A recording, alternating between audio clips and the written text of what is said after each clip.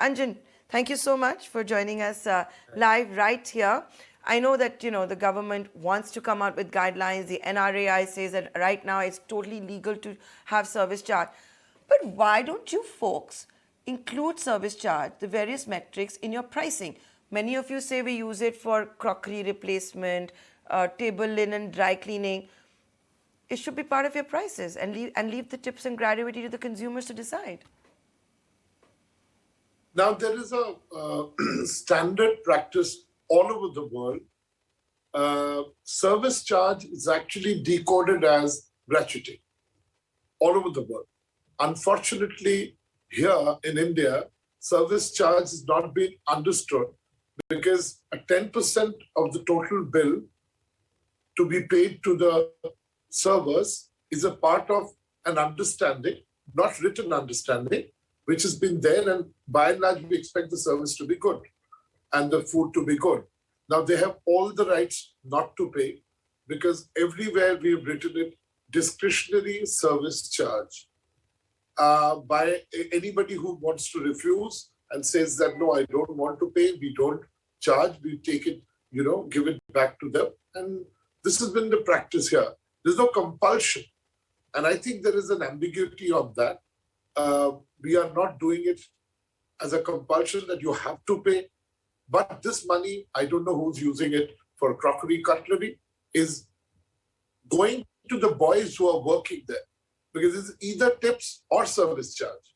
So lots of people, when they pay a service charge, don't tip. So I think that, there is too much being made of this. I do understand, respect consumers' point of view.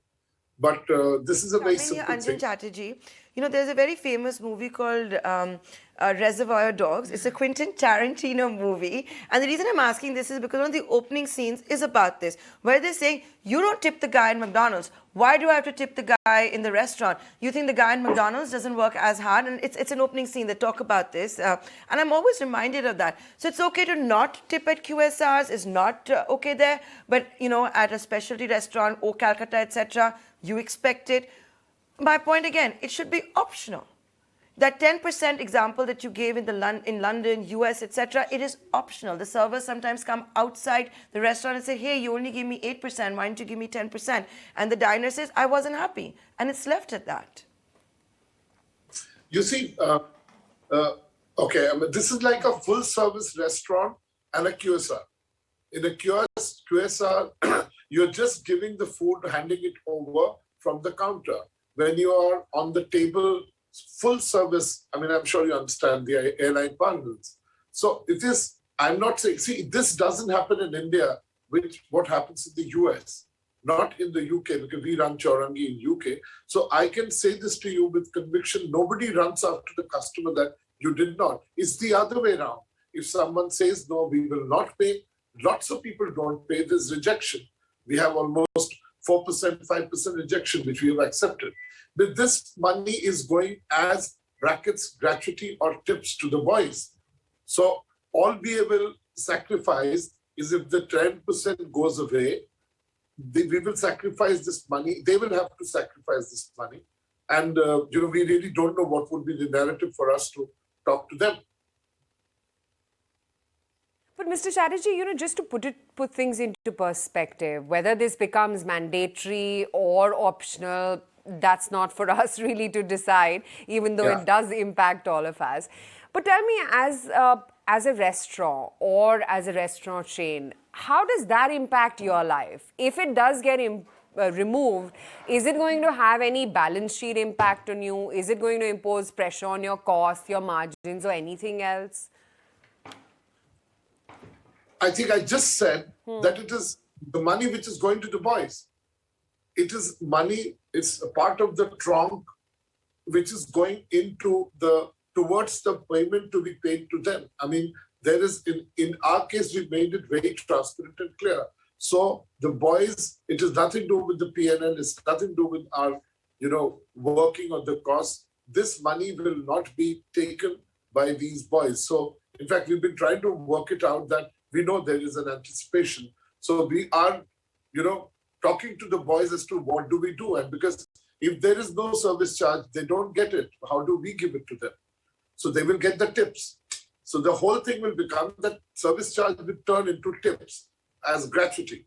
Now, this is an optional thing which we have always believed in. I think people have misunderstood saying that we are putting some pressure on them. The consumers are never pressurized. You can go to mainland China or Calcutta, anywhere you want to go. You will see that we never do that. We'll put the service charge. If you don't want to pay, Sure. it is returned to you. But tell me, I mean, just ethically, would this also mean, if at all, service charge is actually removed and it becomes optional, would you have to give better payouts? All the people who are working are very understanding, and they understand this is the money which is being given. It is between the customer and them, which is nothing to do. And that's how they work harder to ensure that every customer is taken care of. Of course, that's their basic duty to ensure things go right. So this service charge is also going to the kitchen, mind you. So the boys working back of the house, front of the house, it's a pool which comes in and gets distributed as per the rank. So they all work harder to ensure that things go on time. This is in good quality, taste, all the parameters of service are taken care of. So we will not be doing that. We will have to do the normal, increments, because during pandemic we all suffered. So there was no increment. So we will go on with the normal pattern of the, evaluations and giving them a raise. But this money cannot be, and they don't expect it from us. So hence, there's no immediate impact, because, mind you, the service charge will be compensated by tips. Now, there are lots of people who don't say that, no, we won't pay your service charge, we'll pay it to your boys, because they have some feeling or the other that the, restaurateurs are actually hogging this money out. But if you do a research, you will understand that it is going to them. So I am not particularly very disturbed or perturbed. If the government of India takes a view, we will all accept it and go on. The life goes on for us. So no impact on the balance sheet. And we can, of course, talk about that London restaurant of yours, which grabs so many headlines along with Mr. Aditya Ghosh. But you tell us, in this season where, you can't get a table in almost any restaurant, what would you say have been the hottest things on the menu? Are we talking Chowrangi, mainland China, or Calcutta? You need to tell me that too. Tell me one of each. Sorry.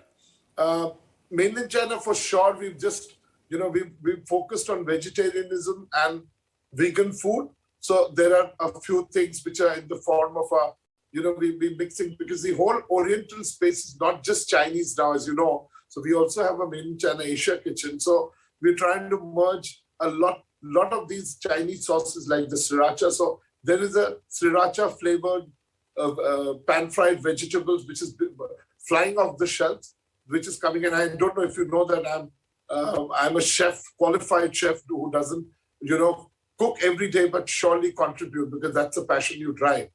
The basis of that. So then you go to vegetarianism, vegan. Then we've been very, very, very particular about the allergens now, which I learned from London City, and the kind of things which are coming, and gluten-free. So all these areas which we were not necessarily focusing. So the trend of the menus, of course, now calorie values have to also go in, which we do in other parts of the world. So they have been going, and then, the Sweet Bengal, the Kheer rocks, continues to rock.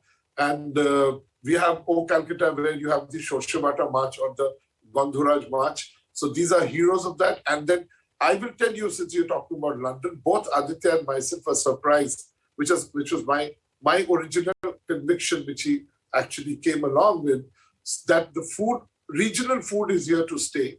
And the internationally, when we placed it in Malibon, you will see that everybody is loving the regional food of India. That's not necessarily the tandoori chicken or the makhni dal.